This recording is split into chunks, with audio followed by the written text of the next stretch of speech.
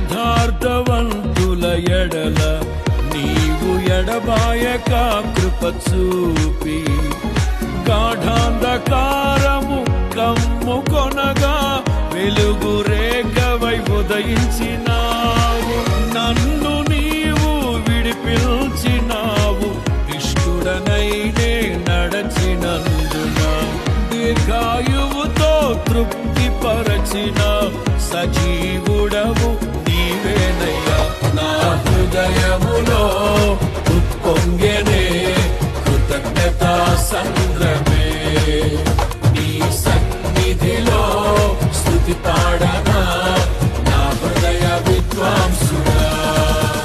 నా కోరిక నీ ప్రణాళిక పరిమళించాలని, నా ప్రార్థన విజ్ఞాపన నిత్య మహిమలో నిలవాలని.